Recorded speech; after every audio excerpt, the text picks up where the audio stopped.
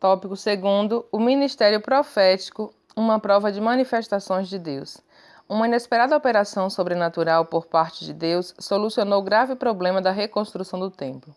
Subtópico 1º, manifestações sobrenaturais no Antigo Testamento. Há muitos exemplos no Antigo Testamento, vamos mencionar apenas 2. A.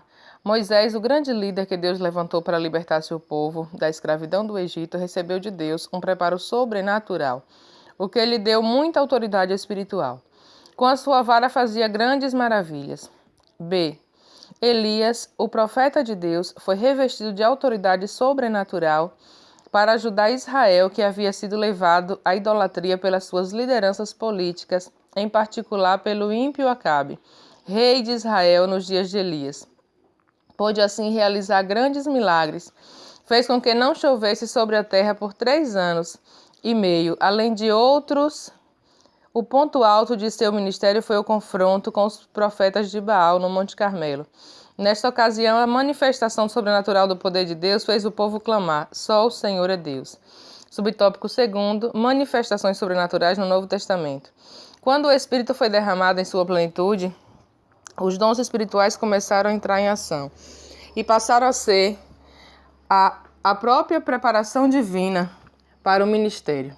Os apóstolos eram revestidos desses dons, meio divino para a conversão de muitas almas. O apóstolo Paulo, enriquecido por Deus com muitos dons, escreveu para o evangelista Timóteo, representante da 2ª geração, uma mensagem de exortação: não desprezes o dom que há em ti.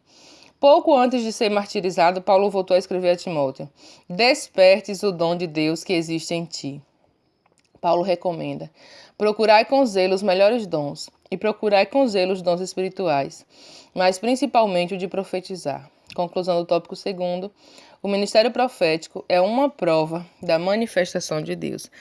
Então, irmãos, nesse tópico 2º e os seus respectivos subtópicos, o comentarista da lição vai mencionar apenas 2 exemplos, no Antigo Testamento, que foi Moisés e Elias.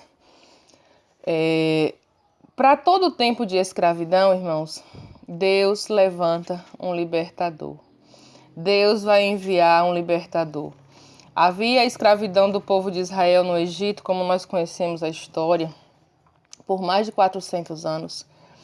E Deus levantou Moisés para libertar aquele povo, porque o Senhor viu as duras cargas que os egípcios estavam colocando sobre o povo de Israel, sobre o povo de Deus. O povo já clamava ao Senhor e o gemido daquele povo subia até Deus no céu.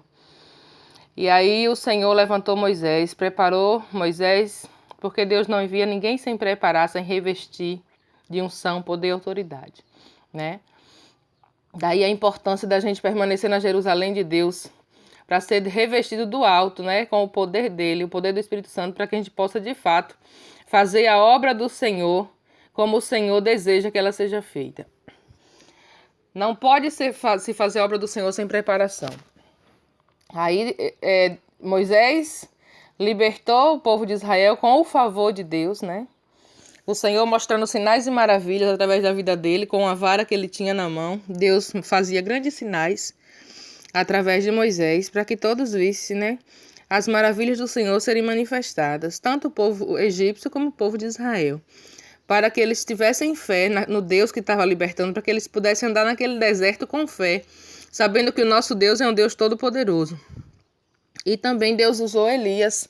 Havia um cativeiro espiritual, O povo de Israel estava dividido entre 2 pensamentos, entre Deus e os ídolos.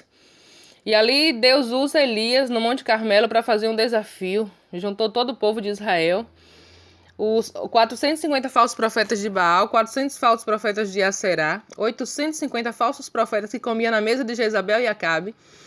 Juntou todo aquele povo no monte e fez o desafio o Deus que respondesse com fogo, aquele seria o verdadeiro Deus. Elias falou: até quando vocês estarão divididos entre 2 pensamentos? Até quando cocheareis entre 2 pensamentos? Se Baal é Deus, serviu, mas se o Senhor é Deus, serviu.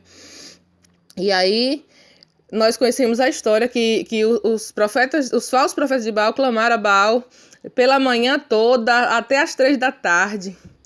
E Baal não respondeu, porque Baal é um Deus morto, que não ouve, não responde, não vê, não trabalha por ninguém. Mas quando deu às 3 horas da tarde, que era a hora do sacrifício contínuo em Israel, Elias parou todo aquele circo e agora já era a hora de Elias clamar ao Deus do céu. E ali Elias ajeitou o altar, colocou a lenha, colocou o sacrifício, o bezerro, e mandou que jogasse 3 cântaros de água naquela lenha, fez um rego ao redor do altar, como diz a palavra do Senhor, ou seja, tipo uma vala ao redor, para que a água que jogasse ali ficasse, né, naquele lugar, para dificultar o desafio. Mas para o nosso Deus não tem desafio que ele não possa responder e nem esmiuçar. E aí quando ele clamou ao Senhor, aquela lenha encharcada de água, irmãos, e água ao redor do altar todo, porque tinha uma vala que impedia que a água saísse, escorresse. Ele clamou ao Senhor e falou: responde-me, Senhor, responde-me.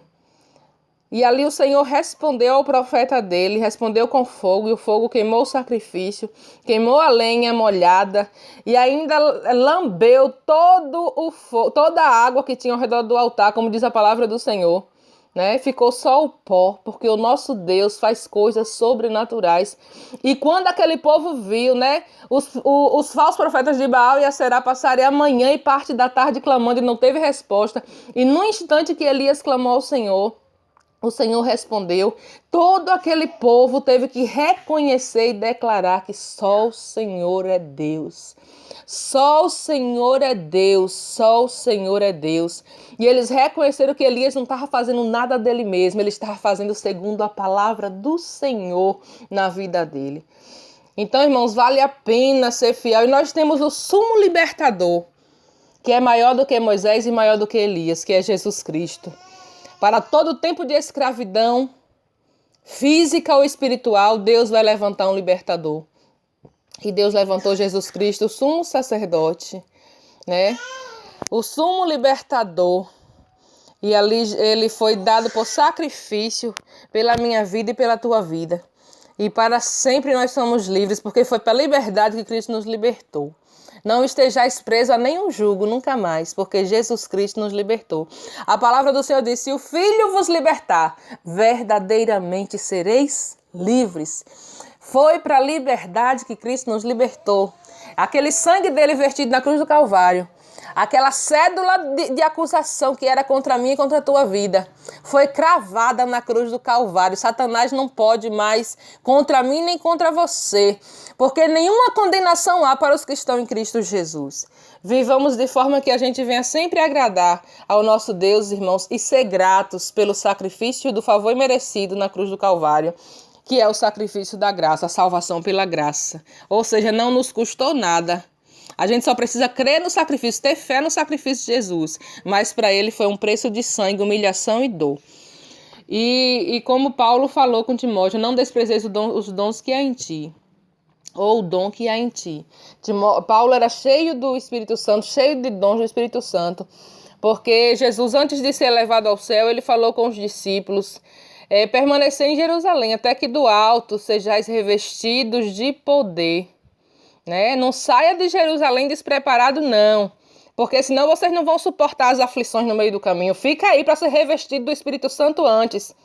Não sai para fazer a obra do Senhor de qualquer maneira, não, porque você não vai aguentar os ataques e contra-ataques do inimigo. Era o que Jesus estava dizendo para aquele povo. Em outras palavras, o significado é esse. Ele falou: não, permanecer em Jerusalém, até que do alto sejais revestido de poder. Não podemos sair por aí de qualquer maneira, fazendo a obra do Senhor de qualquer maneira, porque ele é um Deus santo e zeloso. Devemos fazer a obra dele com zelo e com prudência.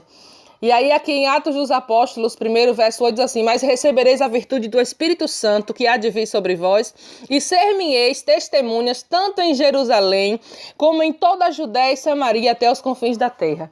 Depois de receber o Espírito Santo, irmãos, o batismo do Espírito Santo, como os apóstolos clamaram pelo batismo por 10 dias, e no dia de Pentecostes, eles foram cheios do poder de Deus, cheios do Espírito Santo, né? Porque veio como um vento veemente, impetuoso, e foi repartido como línguas de fogo sobre cada um, e todo aquele povo foi cheio do Espírito Santo de Deus, começaram a falar em outras línguas. Amém? Até aqui, vamos ao tópico 3º.